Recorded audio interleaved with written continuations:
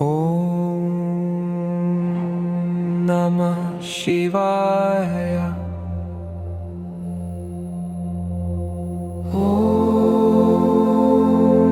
नमः शिवाय। शिवाय नमः। राधे राधे, हरे कृष्णा, जय शिव शंभू। क्या आप जानते हैं कि साल में एक बार आने वाला ऐसा पर्व भी होता है जब भगवान शिव और श्री हरि विष्णु दोनों की कृपा एक साथ बरसती है? वह दिन है कार्तिक पूर्णिमा और देव दीपावली। इस शुभ तिथि पर देवता स्वयं पृथ्वी पर आकर दीपदान करते हैं। यह दिन सिर्फ एक पर्व नहीं बल्कि साल का सबसे बड़ा आध्यात्मिक योग है, जहां पुण्य, पूजा और प्रसन्नता का महासंगम होता है। आइए जानते हैं 5 नवंबर बुधवार को बन रहे इस महायोग के सभी मुहूर्त, भद्रा, चंद्रोदय और अनुष्ठान से जुड़ी हर जरूरी जानकारी। कार्तिक पूर्णिमा तिथि 4 नवंबर मंगलवार रात 10:37 से प्रारंभ होगी। समापन होगा 5 नवंबर बुधवार शाम 6:48 पर। सूर्योदय व्यापिनी तिथि अनुसार व्रत, स्नान, दान और देव दीपावली का पर्व केवल 5 नवंबर को ही मनाया जाएगा। भद्रा काल शुरू होगा 4 नवंबर रात 10:37 से समाप्त होगा 5 नवंबर सुबह 8:44 तक। अतः आप सुबह स्नान, पूजा, दीपदान कर सकते हैं, लेकिन यदि कोई नया कार्य या मांगलिक कार्य करना है तो सुबह 8:44 के बाद ही करें। शुभ मुहूर्त व अनुष्ठान। ब्रह्म मुहूर्त सुबह 5:02 से 5:50 तक। प्रातःकाल पूजा, स्नान 5:18 से 6:36 तक। सायंकाल दीपदान पूजा 5:33 से 6:51। सिद्ध योग प्रातः 11:28 तक। विजय मुहूर्त दोपहर 1:54 से 2:38। राहु काल 12 बजे से 1:30 तक। इस समय कोई शुभ कार्य न करें। चंद्रोदय लगभग 5:27 शाम स्थानीय पंचांग अनुसार। विशेष अनुष्ठान 365 बाती दीप दान करें, इससे पूरे वर्ष का पुण्य प्राप्त होता है। 108 बाती दीप दान भी फलदायी होता है। चंद्र अर्घ्य देकर व्रत खोलें। श्री सत्यनारायण कथा विजय मुहूर्त में अत्यंत शुभ है। उद्यापन और दान। कार्तिक पूर्णिमा के साथ कार्तिक मास और पंचभिक व्रत दोनों का समापन होता है। श्रद्धालुजन शाम को पूजा करके उद्यापन करें। दान करें वस्त्र, अन्न, कंबल या जो इस मौसम में उपयोगी हो। दान केवल योग्य व्यक्ति को दें और इसे पूरे श्रद्धा भाव से करें। भगवान श्री कृष्ण, श्री विष्णु, माँ लक्ष्मी और चंद्र देवता की पूजा विशेष फलदायी है। इस दिन जो दीप जलाए जाते हैं उनका पुण्य पूरे साल में सबसे अधिक होता है। एक दिन में साल भर का पुण्य कमाने का ये सुनहरा अवसर हाथ से न जाने दें। प्रिय श्रोताओं, हमने कार्तिक पूर्णिमा के शुभ मुहूर्त और पूजा विधि को विस्तार से जाना। अब आइए जानते हैं कि यह दिन इतना विशेष और मोक्ष प्रदान करने वाला क्यों है। पुराणों में इस दिन को स्नान, व्रत और तप की दृष्टि से मोक्ष प्रदान करने वाला बताया गया है। इसका महत्व सिर्फ वैष्णव भक्तों के लिए नहीं बल्कि शैव भक्तों और सिख धर्म के लिए भी बहुत महत्वपूर्ण है। विष्णु भक्तों के लिए यह दिन इसलिए खास होता है क्योंकि भगवान विष्णु का पहला अवतार मत्स्य अवतार इसी दिन हुआ था। प्रथम अवतार में भगवान श्री विष्णु मत्स्य यानी मछली के रूप में थे, जिन्होंने वेदों की रक्षा, सप्त ऋषियों और राजा सत्यव्रत की रक्षा कर सृष्टि के निर्माण कार्य को आसान किया। भगवान शिव के भक्तों के अनुसार इसी दिन भगवान भोलेनाथ ने त्रिपुरासुर नामक महाभयानक असुर का संहार किया था, जिससे वह त्रिपुरारी के रूप में पूजे जाने लगे। देवगण बहुत प्रसन्न हुए और भगवान विष्णु ने ही शिव जी को त्रिपुरारी नाम दिया, जो उनके अनेकों नामों में से एक है। इसी कारण कार्तिक पूर्णिमा को त्रिपुरारी पूर्णिमा या त्रिपुरी पूर्णिमा भी कहते हैं। इसी तरह से सिख धर्म में कार्तिक पूर्णिमा के दिन को प्रकाशोत्सव के रूप में मनाया जाता है, क्योंकि इसी दिन सिख संप्रदाय के संस्थापक गुरु नानक देव का जन्म हुआ था। इस दिन सिख संप्रदाय के लोग सुबह स्नान कर गुरुद्वारों में जाकर गुरुवाणी सुनते हैं और नानक देव जी के बताए रास्ते पर चलने की सौगंध लेते हैं। इसलिए इस पूर्णिमा को गुरु पर्व भी कहा जाता है।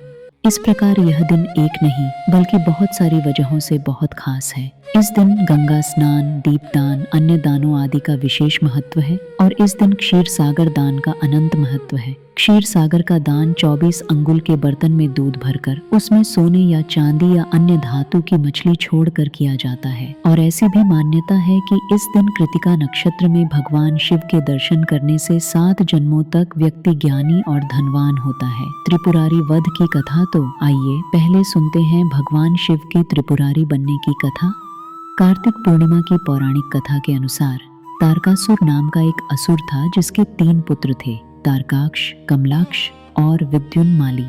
जब भगवान शिव के पुत्र भगवान कार्तिकेय ने तारकासुर का वध कर दिया तब उसके तीनों पुत्रों ने बदला लेने के लिए दिन रात कठिन तपस्या करना प्रारंभ कर दिया। उनकी कठिन तपस्या से प्रसन्न होकर एक दिन श्री ब्रह्मा जी ने उन्हें वरदान मांगने के लिए कहा। उन्होंने अमर होने का वरदान मांगा जिसे ब्रह्मा जी ने अस्वीकार कर दिया। तब तीनों ने वर मांगा कि उनके नाम का एक नगर बसाया जाए और जब भी कोई उनका वध करना चाहे तो सिर्फ एक तीर से तीनों का अंत एक साथ ही कर सके। ब्रह्मा जी ने तथास्तु कहकर यह वरदान दे दिया। वरदान प्राप्त करने के बाद उन्होंने तीनों लोकों पर अधिकार कर लिया और देवताओं पर अत्याचार करने लगे। उनके अत्याचारों से परेशान होकर सभी देवतागण भगवान शिव की शरण में गए और उन तीनों का वध करने की प्रार्थना की। तब महादेव जी ने विश्वकर्मा जी से एक दिव्य रथ का निर्माण करवाया और सभी देवताओं ने अपना अपना अंश उस रथ को प्रदान किया। युद्ध के दौरान जब तीनों राक्षस एक सीध में आए और जब अभिजीत मुहूर्त हुआ उस समय भगवान शिव ने एक तीर से तीनों का वध कर दिया। कहा जाता है कि तभी से भगवान शिव को त्रिपुरारी कहा जाने लगा। उन तीनों के अत्याचारों से मुक्त होने की खुशी में देवताओं ने देव दिवाली मनाई और दीप जलाकर खुशियां मनाई। इसी कारण से कार्तिक पूर्णिमा को त्रिपुरारी पूर्णिमा और देव दिवाली के रूप में भी मनाया जाता है। मत्स्य अवतार की कथा। अब हम उस कथा को सुनते हैं जिसके कारण यह दिन वैष्णव भक्तों के लिए इतना पूजनीय है। भगवान विष्णु के मत्स्य अवतार की कथा। मान्यताओं के अनुसार एक बार एक प्रतापी राजा जिसका नाम सत्यव्रत था कृतमाला नदी में स्नान कर रहा था। सूर्य देव को तर्पण के लिए उसने अपने हाथ उठाए तो उसकी अंजलि में एक छोटी सी मछली आ गई। राजा ने मछली को पुनः नदी में छोड़ दिया, लेकिन तभी वह मछली बोल उठी कि राजन, इस जल में बड़े जीव हैं जो मुझे खा जाएंगे, मेरे प्राणों की रक्षा कीजिए। राजा ने दयावश उसे अपने कमंडल में रखा। अगली सुबह जब सत्यव्रत नींद से उठा तब मछली का शरीर इतना बड़ा हो चुका था कि कमंडल भी छोटा पड़ने लगा। राजा ने उसे मटके में, मटके से सरोवर में और सरोवर से समुद्र में डाला, लेकिन मछली हर स्थान पर बड़ी होती गई, यहाँ तक कि विशालकाय समुद्र भी उसके लिए छोटा पड़ गया। तब राजा सत्यव्रत ने बड़े ही विनम्र स्वर में पूछा कि आप कौन हैं जिन्होंने सागर को भी डुबो दिया है। तब भगवान विष्णु ने मत्स्य रूप में उत्तर दिया कि वह हरग्रीव नामक दैत्य के वध के लिए आए हैं जिसने छल से वेदों को चुरा लिया है। मत्स्य रूपधारी भगवान विष्णु ने राजा से कहा कि आज से ठीक 7वें दिन बाद पृथ्वी पर प्रलय आएगी, संपूर्ण पृथ्वी जलमग्न हो जाएगी। तब आपके पास एक नाव पहुंचेगी और उस समय आप सभी प्रकार के जरूरी अनाज, औषधि, बीज और सप्त अर्षियों को साथ लेकर उस नाव पर सवार हो जाना। 7वें दिन जब पृथ्वी पर प्रलय आई और चारों ओर जल ही जल था, राजा सत्यव्रत ने आज्ञानुसार सप्त ऋषियों और बीजों के साथ नाव पर सवार हो गए। सागर के वेग में राजा ने मत्स्य रूप में भगवान को देखा और उनसे आत्मज्ञान प्राप्त किया। जब समुद्र का प्रकोप शांत हुआ तब भगवान ने हरिग्रीव का वध कर सभी वेद वापस छीन लिए और ब्रह्मा जी को सौंप दिए। इस प्रकार भगवान विष्णु ने मत्स्य रूप धारण कर वेदों का उद्धार किया